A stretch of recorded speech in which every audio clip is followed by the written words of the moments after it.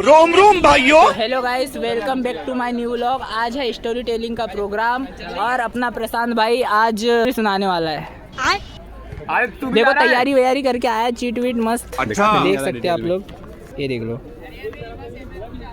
तो दोस्तों देख लो, आईटीएम में क्लासेस होने के बाद बच्चे ऐसे भ्रमण करते रहते, घूमते रहते हैं आईटीएम में।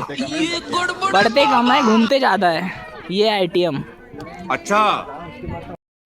तो हेलो गाइस, देखो कि अपने आईटीएम में क्या क्या होते रहता है। देखो प्रशांत भाई है अपने साथ, ये देखो ये रील वील बना रहे हैं मस्त डायपोड लगाकर। इस साइड गेम चल रही है और बैठे हुए हैं, ये देख लो। स्टोरी टेलिंग का आज प्रोग्राम देने वाला है। और देखो ये दोगले दोस्त लोग, ये भाग गए थे, ये लोग अभी आ रहे हैं। अच्छा। ये देखो ये लोग अभी आ रहे हैं, ये दोगले है साले, भाग जाते हैं हमेशा। अबे साले। दोगले दोस्तों में ये भी शामिल है, मुस्कान। अच्छा। तो हेलो दोस्तों, ये है, देखो ये है प्रशांत ये इसके बारे में बता दिया कि स्टोरी टेलिंग में पार्टिसिपेट कर रहा है। लेकिन अच्छा। साथ में हमारी क्लास की टॉपर मानवी, ये भी स्टोरी टेलिंग में पार्टिसिपेट कर रही है। मानवी कर रही है ना? और ये देखो यूनिवर्सिटी टॉपर मुस्कान, ये नहीं कर रही है पार्टिसिपेट। अच्छा। और ये कर रही है पार्टिसिपेट, इसका नाम है निशा। अच्छा। बस क्लैपिंग में। तो क्लैपिंग में पार्टिसिपेट कर रही है। तो मिलते हैं आगे स्टोरी टेलिंग प्रोग्राम में, क्योंकि पार्टिसिपेट मैंने भी किया है, मैं बताऊंगा नहीं, अभी थोड़ा तैयारी कर रहा हूँ, ठीक है। बाप रे। तो गाइस देख लो, स्टोरी टेलिंग का प्रोग्राम यहाँ पर होने वाला है, इतने लोग पार्टिसिपेट करने वाले हैं। अच्छा।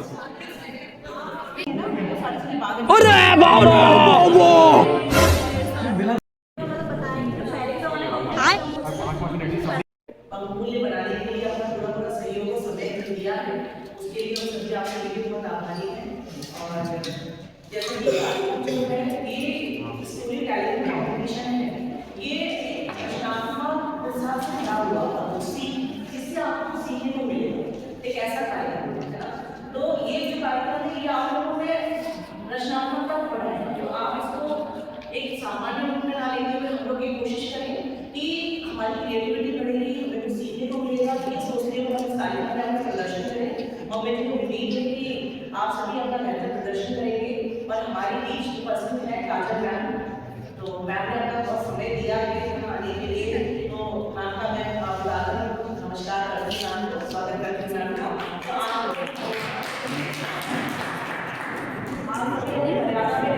और मुझे मर्यादा को कायम करते हुए हम लोग सारे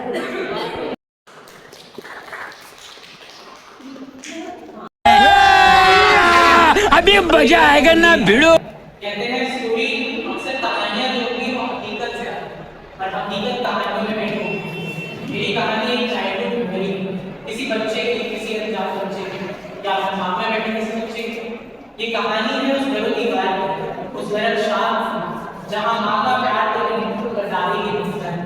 वो हाथ काम कर चलती, बाप पकड़ आगे बढ़ती, कभी हाथ से खाना खिलाती, कभी जीवा बचाती। कहती थी जीवन सबसे प्यारा है, जीवन में जो बीत गया सो बात। मेरी दादी माँ बहुत पढ़ी लिखी नहीं, उस बच्चे को एक बात बताया, उसकी दादी बहुत पढ़ी लिखी, पर टीवी नेशनल पर आने वाली एक कविता उनको बहुत पसंद, जो बीत गई सो बात, जो बीत गई सो बात। इस कविता का उनके जीवन में इतना बड़ा अहम भूमिका थी। हर शाम जब वो बच्चा अपनी दादी के पास जाकर रसोई में सोता था, उसकी दादी से सुनाती थी, जो बीत गई सो बात। उस बच्चे ने कई उम्मीदें पाली, आसमान देखे, सपने देखे, सपने सजाए। वो बच्चा धीरे धीरे बड़ा हुआ। 9 वर्ष की आयु में उसकी दादी ने उसे पहली बार स्कूल जाने दी। कहा कि आप इतनी जल्दी स्कूल क्यों जाते हैं? माता पिता कहते रहे कि 7 वर्ष की आयु से स्कूल से तो बच्चा स्कूल जाना चाहिए। दादी ने डांट डांट कर कहा नहीं, बच्चे को 9 वर्ष तक कम से कम मेरे उनने संस्कार सिखाए, जीवन सिखाया कि ये जीवन में मोड़ तक ले जा सकता है, कभी हार नहीं बनेगी। इस पूरे दौरान दादी अपने बेटे की इतनी सेवा करती है, इतना प्रेम देती है। 9 वर्ष की आयु में पहली बार बच्चा स्कूल गया, विद्यालय में उसे लगातार बुलिंग फेस करनी पड़ी। बुलिंग जिसे हम अपनी आम भाषा में कहते हैं आलोचना। उसकी आवाज कितनी पतली है, देखो वो कैसे बोलता है, देखो वो कैसे चलता है, देखो उसकी आवाज में जो फर्क है वो लड़कियों जैसे है। देखो उसने बात की, उसने लड़कियों जैसे कहा। बस लगातार होने वाली ये बातें उस बच्चे के मन में घर करती जा रही, करते करते वो रोज आकर अपनी माँ से कहा करता था, माँ मुझे उसका कुछ उपाय चाहिए। माँ ने कहा नहीं, मेरे पास तो इसका उपाय नहीं है, शायद दादी बता। वो दादी के पास जाता है, रोज शाम जाता है, पर गोद में बैठकर कहता आज दादी इसने ये कहा, आज दादी इसने ये कहा, पर दादी हर बार बस एक ही बात है, बेटा जो बीत गई सो बात गई, मजबूत बनो और आगे बढ़ो। वो हर बार कहती है जीवन इतना आसान किसी के लिए नहीं। वो हमेशा एक कहानी सुनाया करती है। राम जब मानव रूप में इस धरती पर आए, उन्हें भी संघर्ष करने पड़े। राजा राम तब बन पाए जब राघव वन को गए। वन को जाने वाला राघव बहुत से सोने की तरह तपता रहा, बार बार जलता रहा। उसने अपनी पत्नी को जीवन में बहुत सारे ऐसी परिस्थितियां देखी जो एक भगवान को देखने की कोई आवश्यकता नहीं। जैसे उनके भाई को मूर्छा बाहर आई, उन्होंने वहां देखा कि वो चाहते तो एक बार में जीवित कर देते लक्ष्मण को, पर उन्होंने कहा नहीं, मैं भी मानव हूँ, मुझे भी संघर्ष करना है। दादी की ये कहानी उस बच्चे के मन में घर करती है। धीरे धीरे वो बच्चा बड़ा होता है। उस बच्चे के बड़े होते होते जब वो कक्षा 9वीं में पहुंचा, उसके साथ कुछ ऐसा हुआ जो उसने कभी नहीं सोचा। एक रोज जब वो स्कूल में जा रहा था, स्कूल से वापस आते वक्त जब छुट्टियां हुई, छुट्टियों में कुछ बच्चों ने उसे घेर लिया। बार बार उसे कहने लगे तुम बहुत तेज बनते हो, तुमने बहुत कुछ किया है, तुम्हारा नाम क्यों है मुझे भी पता है, तुम अलग हो, तुम हमारे साथ मत बैठो। ना जाने वाले से कई कई चीजें उससे कही गई। तुम्हारी ये देश आती अंग्रेजी हुकूमत की, जगह जगह देश में क्रांति हो रही, लोगों के अंदर आजादी की भूख जाग रही। और इसी समय पंजाब के एक छोटे से गांव बंगा में किशन सिंह का घर खुशियों से भरा। ये घर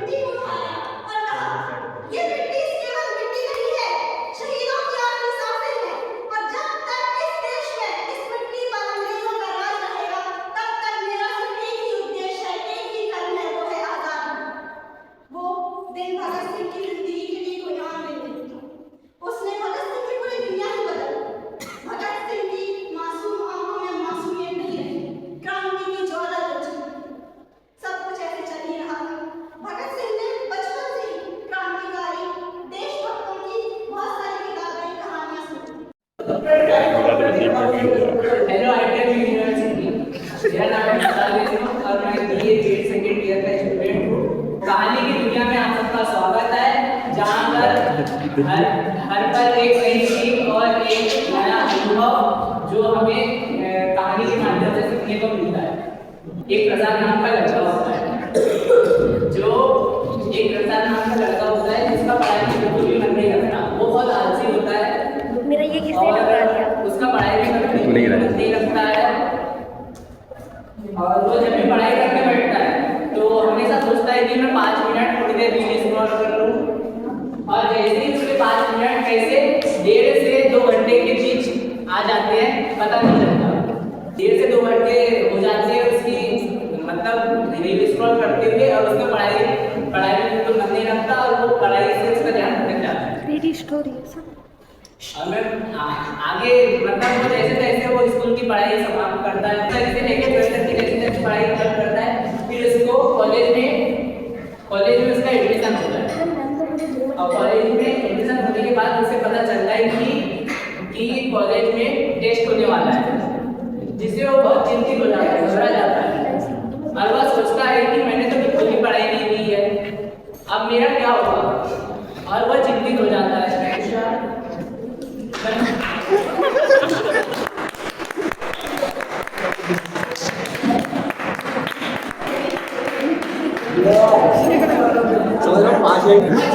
हमारी क्लास है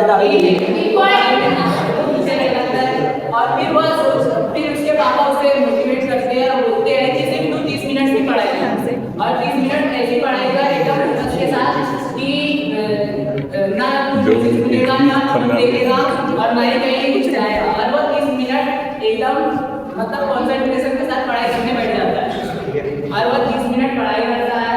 और फिर जब उसके क्लास में जब वो टेस्ट उसका होता है, उस दिन वो फुल कॉन्फिडेंस में होता है कि फेल नहीं होगा। बस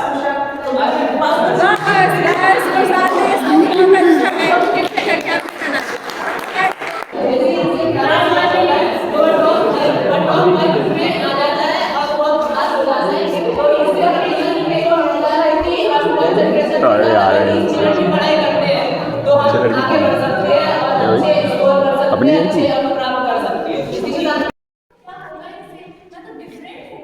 तो एक दिन क्या हुआ, उसने सोचा कि वो तो दिन भर सुबह उठती थी और सोचती थी कि कैसे मैं आज अपना चमत्कार दिखाऊं, कैसे लोगों को बताऊं कि मैं कितनी डिफरेंट हूं।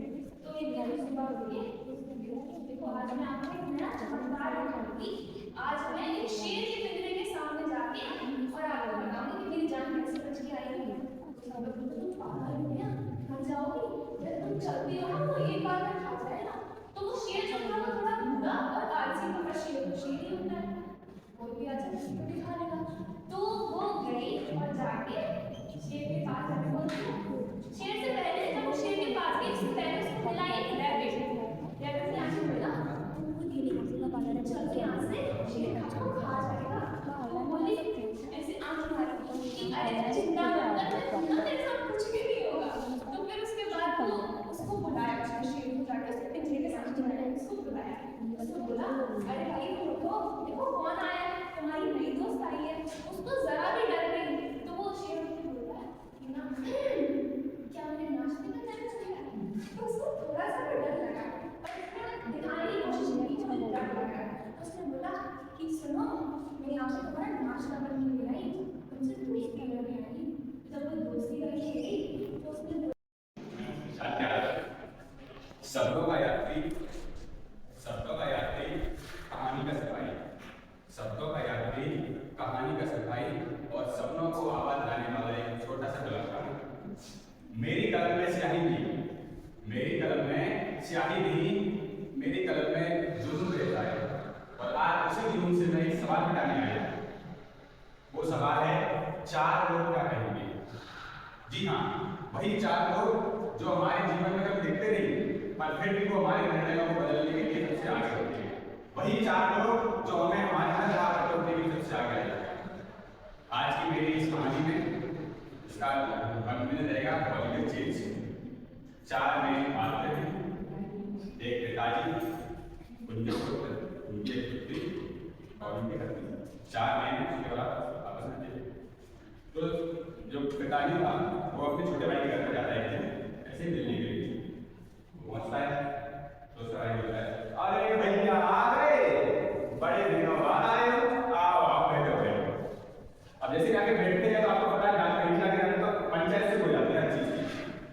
छोटे भाई ने अपने बच्चों की कहानी निकालना शुरू कर दी।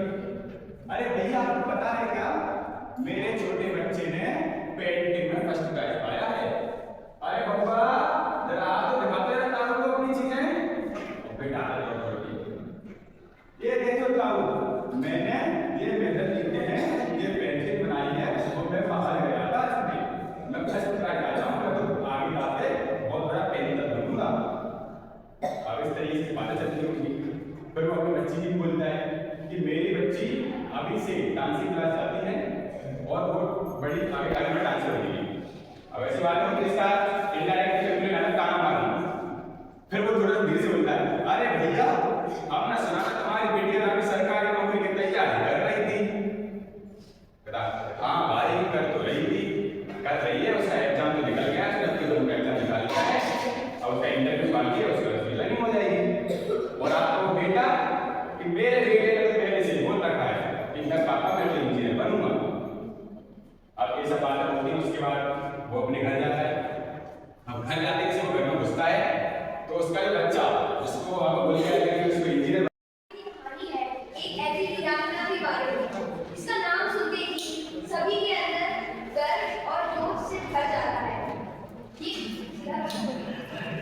ये कहानी है रानी लक्ष्मीबाई की। अगर मैं चाहूँ तो रानी लक्ष्मीबाई की जीवनी इतनी बड़ी है कि मैं उसको सिर्फ 10 मिनट में खत्म नहीं कर सकती। तो मैंने अपनी लाइफ का एक बहुत ही इम्पोर्टेंट पीरियड और एक बहुत ही इम्पोर्टेंट इवेंट किया है, जो था 1857 की क्रांति।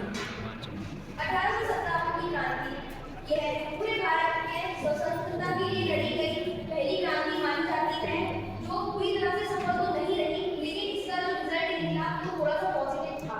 1857 की जो क्रांति हुई थी उसके बाद ईस्ट इंडिया कंपनी का जो भारत का शासन था उसको हटा दिया गया और ब्रिटिश राज का शासन स्थापित कर दिया गया।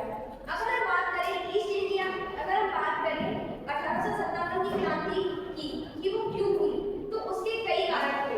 सबसे इम्पोर्टेंट और मेन कारण उसका माना जाता है कि एक राइफल थी, इनफील्ड राइफल, जिसके अंदर जो कॉर्ट्रिज था उसमें ये भ्रांति फैली गई है, जो सच था वो अभी तक साबित नहीं हुआ है, पर माना जाता है कि उसके अंदर जो कार्ट्रिज थी उसमें सुअर और गाय की चर्बी थी, जिससे हिंदू और मुसलमान दोनों ही सामुदायिक की भावनाओं को, धार्मिक भावनाओं को ठेस पहुंची, तो उन्होंने आंदोलन छेड़ दिया। यही मेन वजह थी कि 1857 की क्रांति हुई। यह क्रांति अलग अलग जगह पे फैली। कानपुर में इसका नेतृत्व नाना साहेब ने किया, दिल्ली में इसका नेतृत्व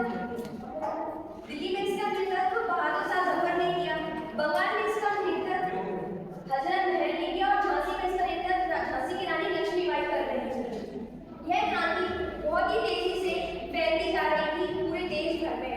अंग्रेजों ने इसको दबाने की बहुत कोशिश की, लेकिन वह इसमें कामयाब नहीं हो पाए। इसके बाद हिंदू सिपाहियों ने उनकी जो बीवियां थी उन पर भी हमला करना शुरू कर दिया और उनकी बीवियों को भी मार गिराया, जिससे सारे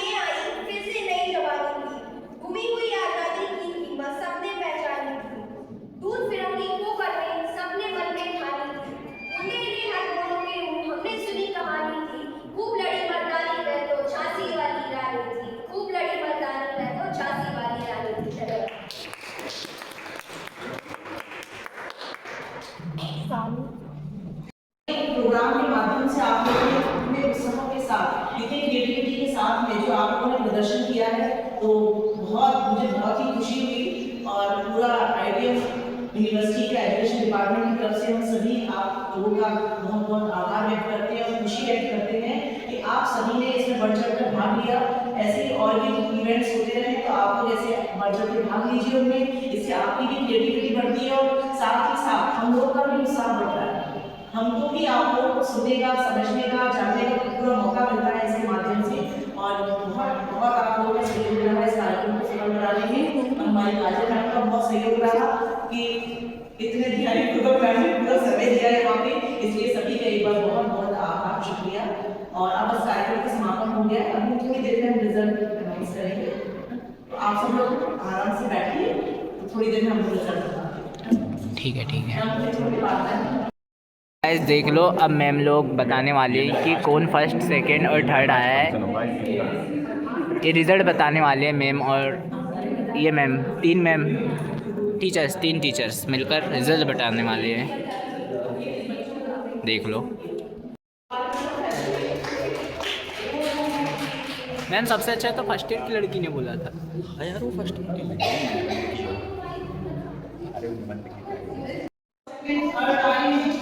और ओवरऑल इसका परफॉर्मेंस पूरा सभी स्टोरीज में बेस्ट स्टोरीज के लिए मैं नाम उनकी लिखी है अभी, और वो किस बेसिस पे है थोड़ा सा नाम उनको बताया कि आपको फर्स्ट चुना गया, फिर चुना गया, सेकंड पोजीशन आपको ली है, ठीक है। तो फर्स्ट पोजीशन पे है आर्यन राज।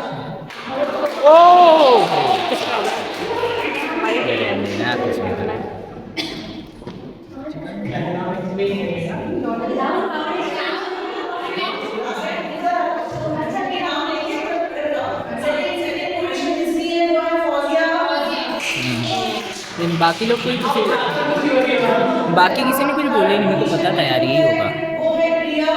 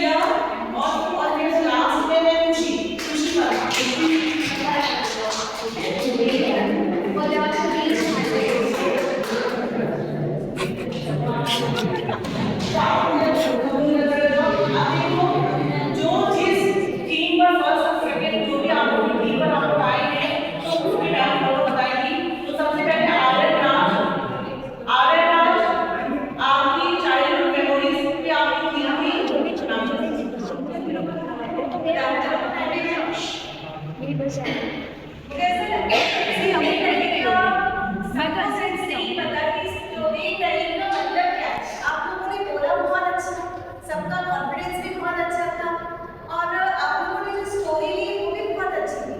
बट स्टोरी टेलिंग का मतलब क्या है? वो स्टोरी जिससे आप अपनी रियल लाइफ को रिलेट कर पाए।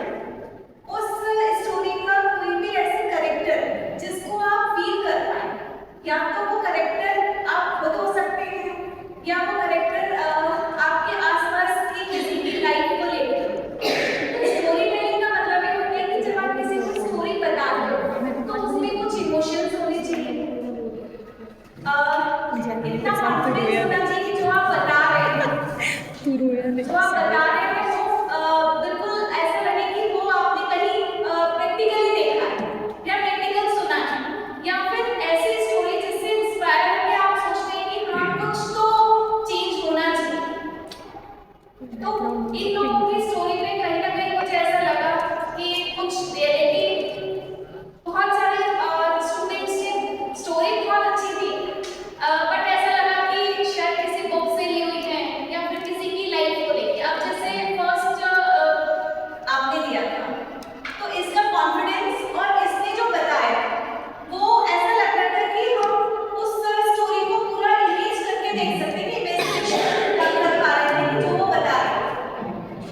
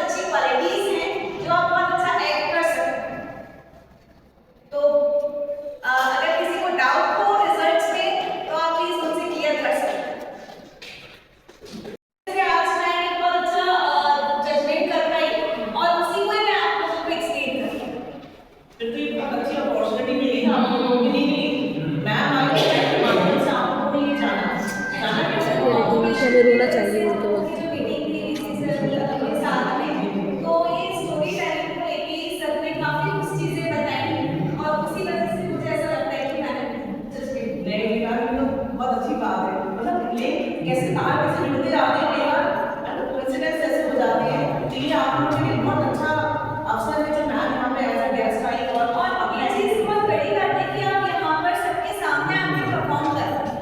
ये हर कोई नहीं कर पाता, जो शायद सामने बैठ के बच्चे बात करते हैं या हंसते हैं या कुछ ना कुछ कमेंट करते हैं।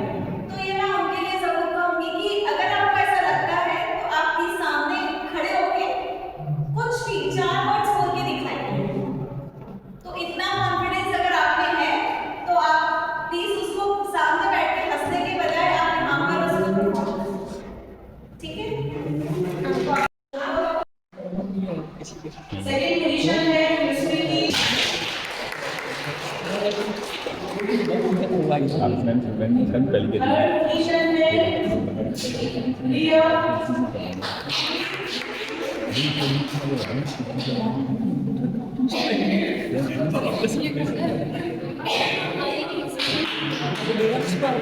थर्ड पोजीशन में 2 बच्चे हैं।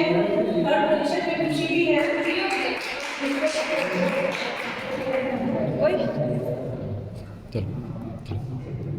चलो क्या बोलते हैं। तो दोस्तों आज का प्रोग्राम हो गया खत्म। अब मिलते हैं अगले ब्लॉग में। ठीक है, बाय बाय। खत्म।